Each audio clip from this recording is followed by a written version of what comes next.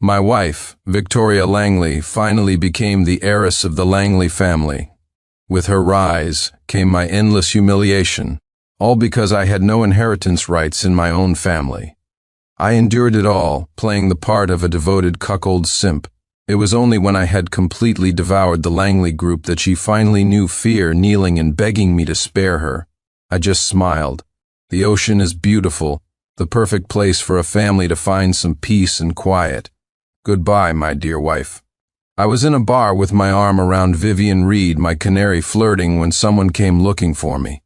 A young man with a grim face stormed in, accusing me of moral corruption, of coming between him and his girlfriend. I looked at Vivian, confused. Aren't you single? Vivian was just as annoyed. She slapped the young man across the face. Get lost, where did this psycho come from? It turned out the girlfriend he was talking about wasn't my canary. It was my wife. What a ridiculous mix-up. I looked down at my clothes, wrinkled from the commotion, and felt a genuine flicker of anger.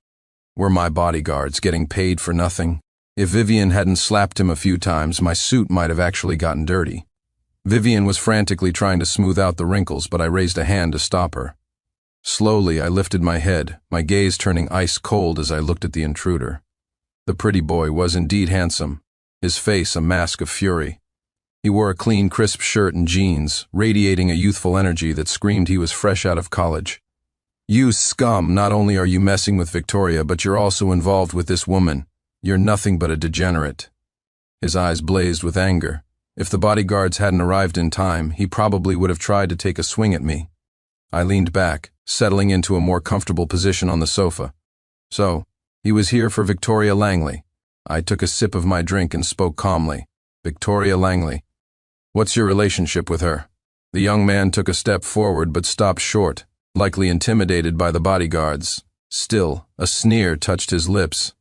I'm her boyfriend. I've already proposed, so I hope you, the third party, will back off. Don't think you can do whatever you want just because you have a little dirty money. He continued his tirade. Victoria will never love you. Hasn't anyone ever told you that homewreckers never get a happy ending? His constant lecturing was ruining my mood for a drink. I gestured to my bodyguards. I don't like the way he's looking down on me as he speaks. My bodyguards were already on edge. Because of their earlier lapse, my clothes had been wrinkled. Now, with a chance to redeem themselves, they didn't hesitate. A single kick sent the man crashing to his knees, where they held him down firmly. Without my command, he would spend the rest of the night speaking to me from that position. I smiled, stood up, and walked over to him. What are you going to do?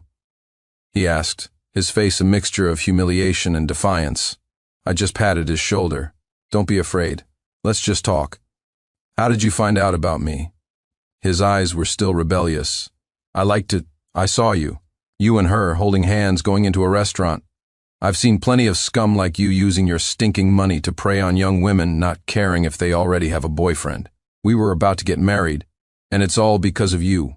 You won't get away with this.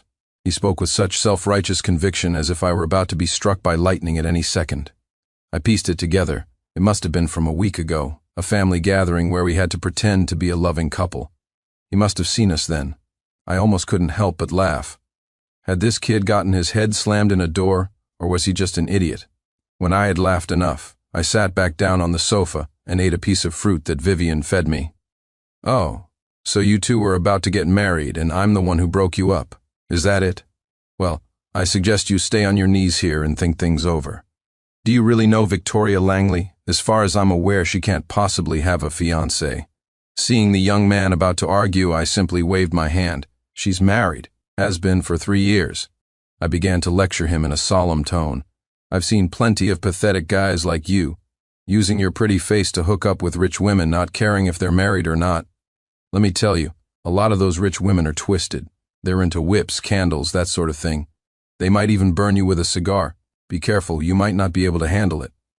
The young man couldn't seem to accept reality. After all, he had come here with the righteous fury of someone catching a cheater. I had my assistant toss a wad of cash at him.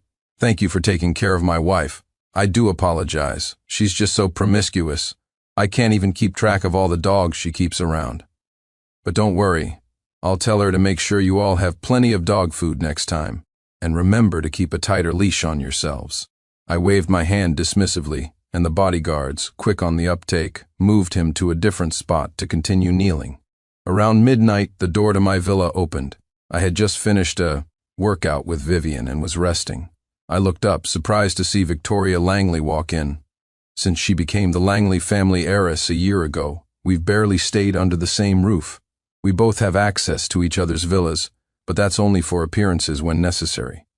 Victoria looked at me with a grim expression. Sincere, we need to talk. I clicked my tongue. What a buzzkill. I was just about to get in another round of exercise and you had to interrupt.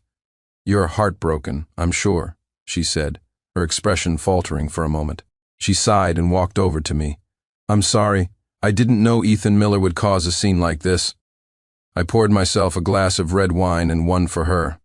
Whatever else we are, we can at least share a drink. I handed her the glass. Leash your dog. If there's a next time, you can look for him in a block of cement or at the bottom of the river. Victoria remained silent. I wasn't in a hurry. We locked eyes for a few seconds before she looked away. Fine. But you should also recognize your place. You're a nobody right now. It's best not to make things too ugly. She stood up to leave, but then turned back and walked toward me. Under the lights, Victoria, Amna's face was truly beautiful, but I had never felt anything for her. She spoke softly, sincere. Don't touch him, or we'll get a divorce. Don't forget, you're just a Crawford family cast off. This won't do you any good. I couldn't help but sneer. What's this? Did you actually catch feelings for this one? She watched me silently, her tone uncharacteristically soft. No. But you know we don't have feelings for each other. The way things are now is fine. Don't worry, I won't let him appear in front of you again. I laughed coldly. It was a miracle to see this woman being gentle. Not that I cared. Good. Remember what you said. Don't let him show his face to me again. It was time for another one of those days I had to endure with the Langley family, which was always the greatest torture for me. I had to swallow my disgust and act like a loving husband with Victoria. Once it was over, we'd go our separate ways, back to our own homes and our own pets. This week we had to go back to the Langley estate. During dinner, her mother, Margaret Langley, looked at Victoria with a smile. Victoria, you two have been married for 3 years. Isn't it time to consider having a child? I didn't say a word. I didn't know what to say. It wasn't the first time her parents had brought this up. Over the past year, while we both had our own lives, we had kept up appearances. Her family was naturally aware of our situation. Bringing it up again was just their way of saying the Langley family needed a future heir. As long as the child was Victoria's, it didn't matter if it was mine or not. I was speechless, but to my surprise, Victoria spoke up with a shy expression. Mom, we're already pregnant. We came here today to tell you. You don't have to worry. As Victoria's parents turned their gazes to me, I had no choice but to smile and nod. Inside, however, a storm was brewing. We had no feelings for each other. We practically despised one another. We had an agreement to live our own lives, but even if we had illegitimate children, we weren't supposed to bring them out into the open. What was this? Was she trying to make me play the happy father? I barely made it through the rest of the meal. As soon as it was over, I stood up to leave. The expression on my face must have been ugly because Victoria's parents probably guessed why. Even so, they put on a show. Sincere, are you in a bad mood? Is there something you want to talk to us about? I just smiled and said nothing. Victoria, on the other hand, wore her usual faint, mocking smile, completely unconcerned. It's nothing, Mom. Sincere is just worried about my health. Her mother gave a strained laugh and patted my hand. Sincere, we've spoiled Victoria since she was a child. If you have any grievances, you must tell us. I nodded. Don't worry, mother-in-law. I have some urgent business at the company, so I have to go. Before they could say anything else, I grabbed my coat and left. I didn't care what would happen next. I spent the entire night sitting in my study, waiting for an explanation from Victoria. But she didn't contact me all night, not even a single text message. It seemed she really didn't take me seriously at all. Fine. In that case, I'll send your happy little family of 3 on a trip. There's plenty of room down below. You can all go down together, nice and orderly, so you can keep each other company and not be lonely. I must have dozed off. When I woke up, I felt stiff and my mood was foul. After thinking for a long time, I decided to give myself a day off. As for what to do, fishing. Away from people, peaceful and serene. Revenge unsought, shame unwashed. When I make my plans, I prefer to be alone and undisturbed. Besides, when someone rides roughshod over you, they can't possibly expect you to just take it. I was squatting by the riverbank enjoying Vivian's attentive service. I had a full set of top-of-the-line gear with me. When you have money, you should enjoy it. But before a fish even took the bait, Ethan Miller popped up again. Before he could even get close, my bodyguards had him pinned to the ground. Good. These bodyguards knew how to learn from their mistakes. The pay cut from a few days ago was clearly effective. Didn't your sugar mama tell you not to show your face in front of me again?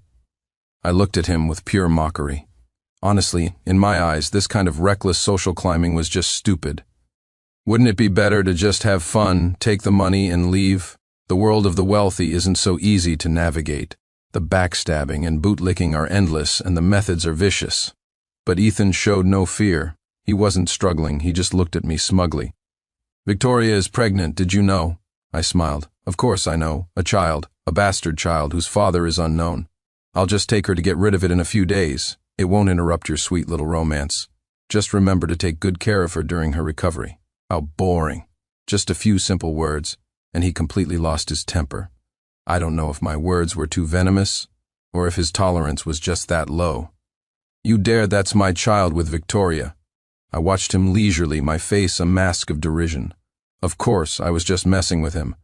I'd had my assistant investigate last night. For the past 6 months, Victoria had only been with this one man. Oh, so it's still a bastard, I said. Ethan snorted. Do you have any idea how much Victoria loves me? We've been together this whole time. Has she ever even come home? Do you know that? She told me the sight of you makes her sick. This child is the best proof. Victoria said she's definitely going to have this baby. Besides, what right do you, a man who lives off a woman, have to say anything? I shrugged nonchalantly. Was he telling me a love story? I couldn't help but mock him. Didn't you say you hate homewreckers? Now that you know you're one, why are you so proud? Maybe she really does love you. So what? As long as I don't want it, you two have absolutely no future. And that includes the bastard. My taunts didn't seem to bother Ethan at all. He seemed very confident in himself. Sincere Crawford, don't think you're so great just because you have a little dirty money. Victoria doesn't love you, she hates you. Your marriage was an alliance. You're no better than a live-in son-in-law. What right do you have to choose? If you know what's good for you, you'll divorce her. Otherwise, you'll be raising my child for me. I lit a cigarette and smiled, looking at his foolish face through the faint smoke. He was so adorably stupid, thinking he was set for life just because he'd latched onto Victoria Langley. 3 years of marriage. I was long sick of the Langley family, and 3 years was more than enough time for me to set my plans in motion. Raise your child? Are you even worthy? I said. Ethan Miller, if I were you, I'd get on my knees and kowtow 100 times right now, just so you can still enjoy a good meal for the rest of your life. In Victoria's eyes, the only thing that makes you better than a dog is that you can speak. Ethan was furious. Young people always seem to think that everyone is equal before the law. Sincere Crawford, don't be so arrogant. This is Riverton. You can't just do whatever you want. He was already triggered. How dull. I lost interest in teasing him. I ignored him and gave a calm order to the bodyguards. Last time, he didn't kneel long enough to learn his lesson. Make him kneel until tomorrow morning. If he moves, slap him. My bodyguards were always efficient. Despite Ethan's shouting and struggling, they delivered dozens of hard slaps to his face until his mouth was swollen. Only then did he seem to remember that we were in the middle of nowhere, and screaming wouldn't summon the police. Victoria and I had known each other since childhood. Our families weren't close, just acquaintances. 3 years ago, both our families had their eyes on a project that neither could handle alone, so they needed to join forces. That's why we got married. In the beginning, we were actually quite harmonious. Neither of us dared to risk jeopardizing the alliance between our families. The losses would have been unbearable. For 2 whole years, despite both of us being ambitious, we knew our ambitions were difficult to achieve. I had my ruthless older brother Julian above me, and she had her brilliant strategist of a brother Lawrence above her. The change came a year ago. Victoria's brother Lawrence was in a car accident. His wife and child died on the spot, and he was left in a vegetative state. The Langley group instantly lost its most outstanding heir. Old Mr. Langley was forced out of retirement and began to groom Victoria. Hit by this golden opportunity, Victoria was no longer the little woman sacrificed for a marriage alliance. She transformed into the sole, highly sought-after heiress of the Langley Group in Riverton. Our relationship gradually became complicated. To her, I, the second son of the Crawford family with no inheritance rights, was probably only useful as a link to the Crawford Group. And, of course, the handsome young assistants by her side changed one after another. Faced with this situation, I said nothing. I became the laughingstock, in everyone's eyes, the great cuckold, because I knew I wasn't strong enough. No matter what I said or did, it would be wrong. In this world, truth is always in the hands of the powerful. Perhaps because the Langley family still needed the Crawford family's support, Victoria negotiated with me. Sincere, our positions have changed, but you will always be my husband. If you feel it's unfair, you can go out and have some fun too. Just don't get anyone pregnant. I nodded and did as she said. For the past year, we had lived in peace. She changed her assistants one after another, and I kept one canary after another. In public, we were a loving couple. In private, we never even spent a night in the same house. Gradually, Victoria's attitude toward me became nothing more than a public performance. But I never expected her to let her pet dog break the rules of the game. Not only did she let this creature get in my face, but she was even planning to make me a father. If that's the case, then my 3 years of preparation were not in vain. I had no idea how Victoria would react, but my fishing trip was ruined. I turned, took Vivian by the hand, and got into the car. Looking at the starlit headliner and the beautiful woman beside me, my back ached a little. I felt a surge of annoyance and rubbed my nose awkwardly. I had been tutoring my canary a bit too frequently lately. Driving back from the river, I looked at the white clouds in the sky and was somehow reminded of 3 years ago. I had just returned from studying abroad and was immediately pushed by my family into a matchmaking party for the marriage alliance. They didn't allow me to refuse, arranging the marriage directly. I didn't fight it. It would have been pointless. My brother Julian's reaction was calm. It's exactly as you think. The Crawford family needs to ally with the Langley family. You can either accept it or you can accept it. Who told you not to work hard enough to get the family inheritance rights? He said it so casually, but in that moment my heart sank into complete despair. That night, I sat alone all night long. I was never one to take a loss lying down, and I had one advantage that others didn't: patience. Perhaps it was because I had known since I was young that I would never be the heir to the Crawford family. My brother was 5 years older and had a steady temperament I could never compare. All I could do was hide my restless heart. Using my family's resources, I began to plot how to swallow the Langley family whole. To others, it might have seemed like an ant trying to swallow an elephant.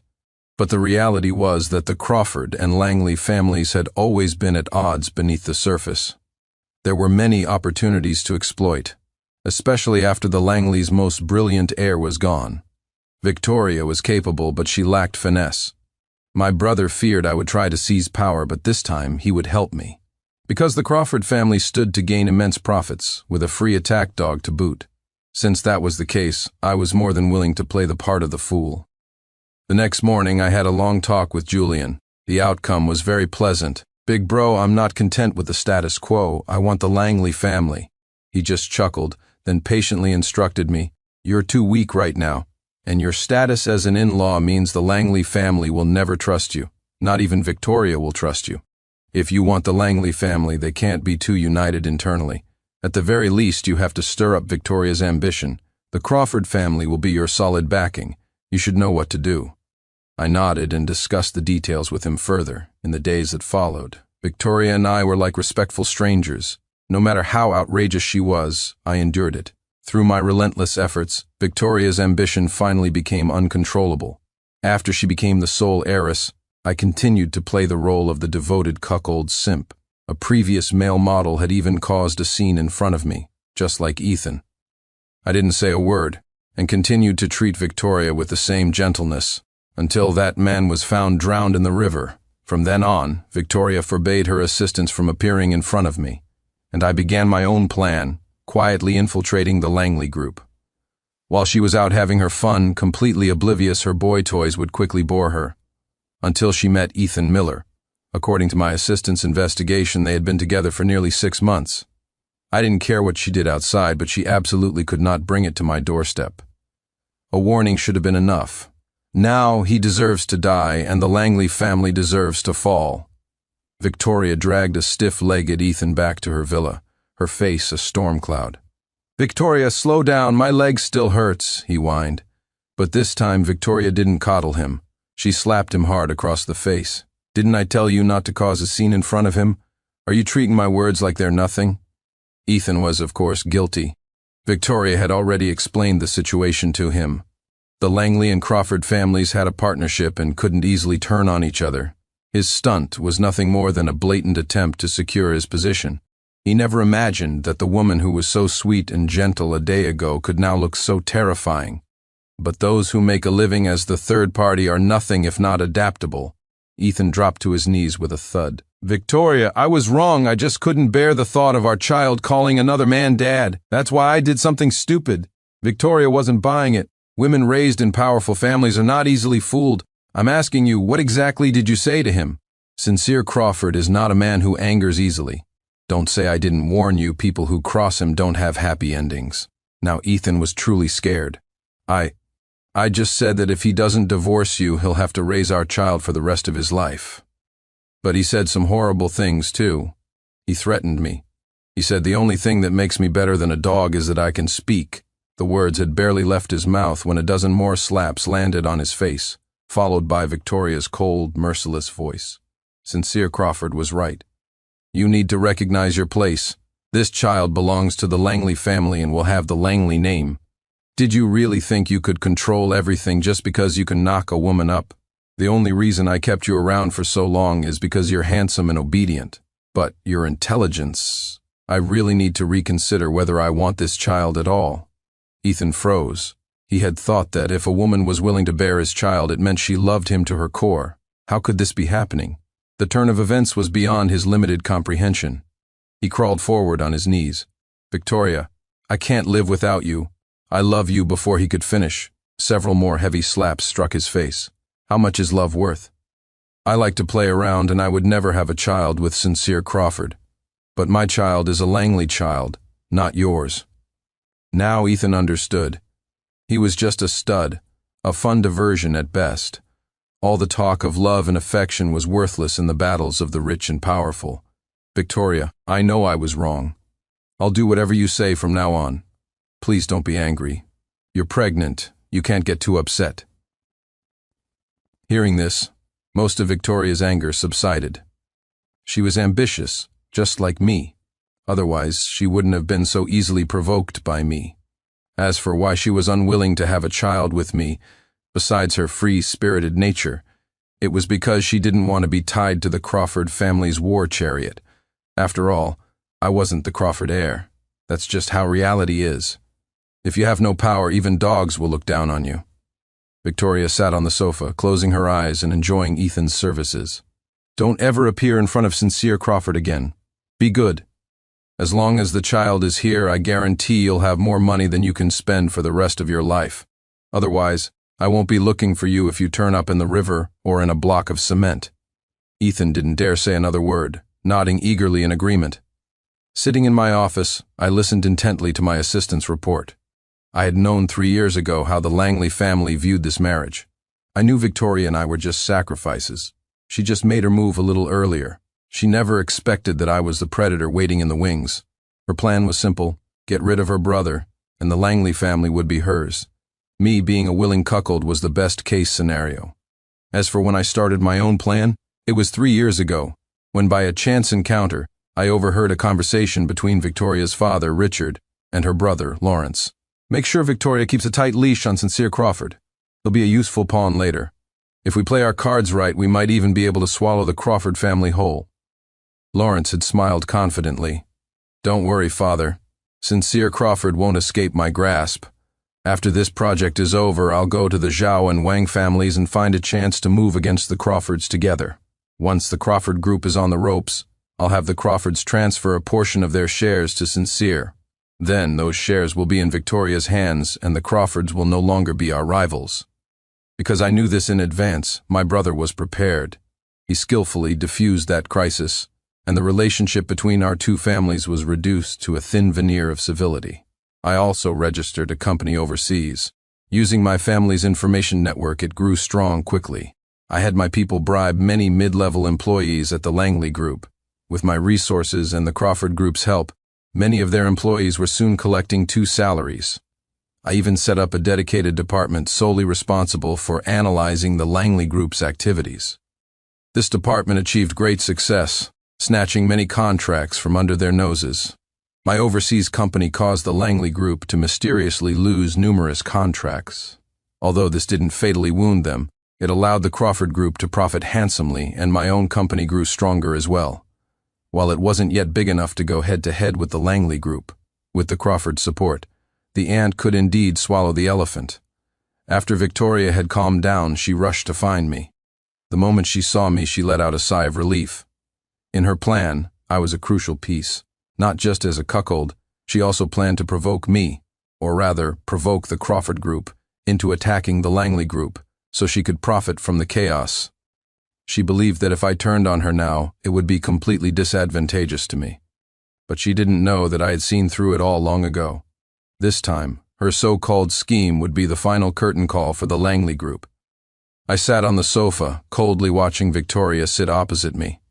A rare trace of guilt appeared on her face. "Sincere, I know the baby situation is difficult for you, but I want to have this child.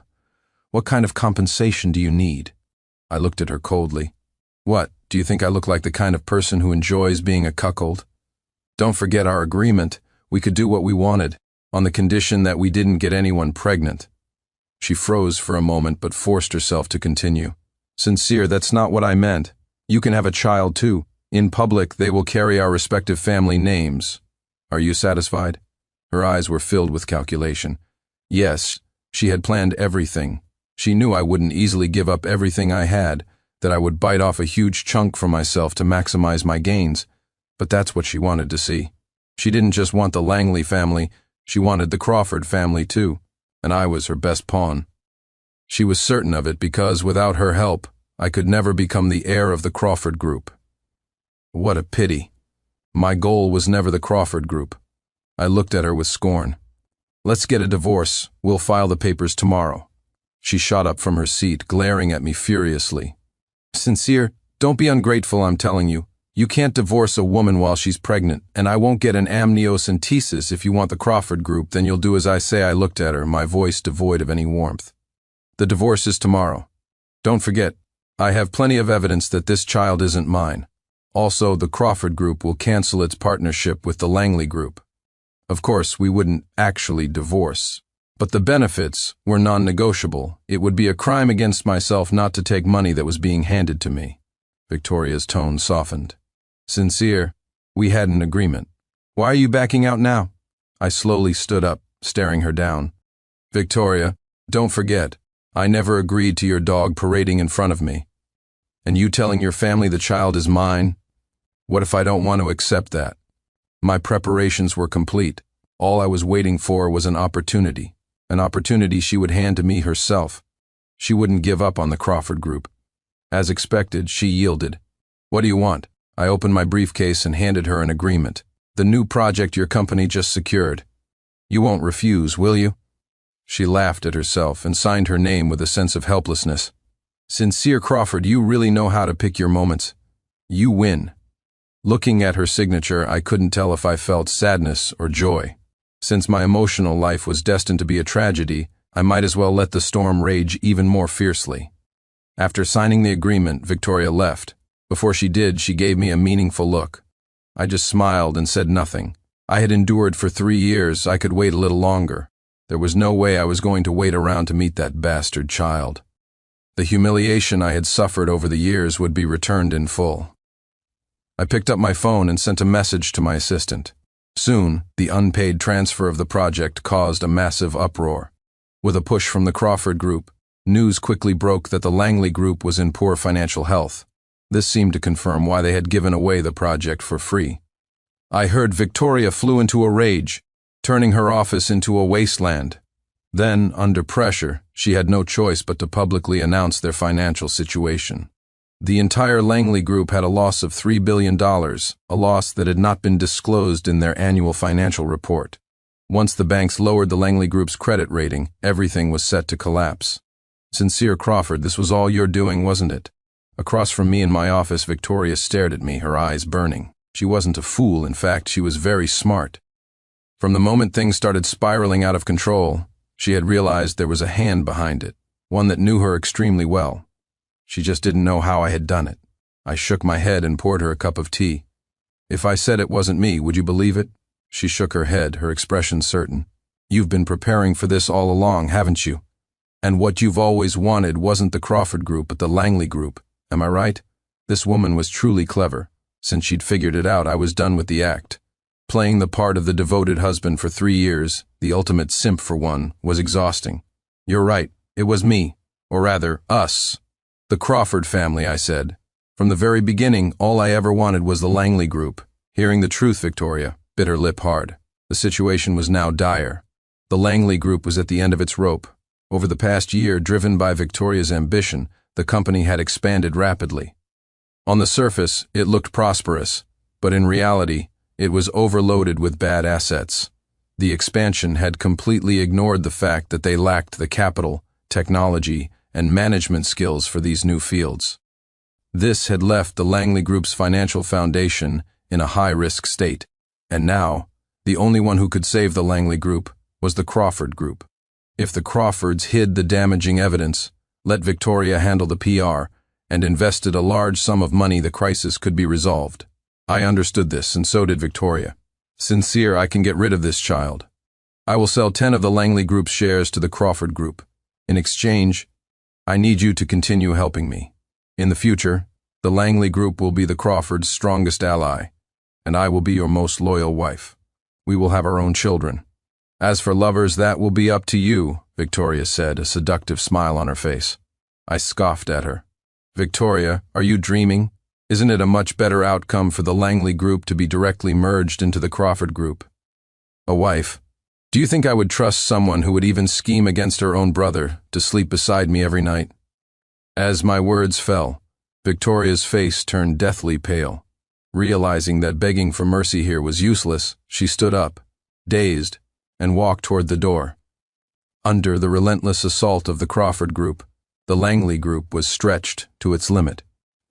When Langley's stock price fell below its issue price, the Crawford family began to buy it up with all their might. In just 1 month, the Langley Group was completely swallowed. The reason it went so smoothly was not only because of the large number of Crawford moles within the Langley Group, but also because Victoria had completely given up resistance and was trying to quickly transfer her assets. When the acquisition was complete, I sat face to face with my brother, Julian. What do you want to do next? Julian said slowly, his eyes fixed on the white clouds outside the window. I knew that if my answer was wrong, or if I didn't express my intentions clearly, I would be the next Langley family.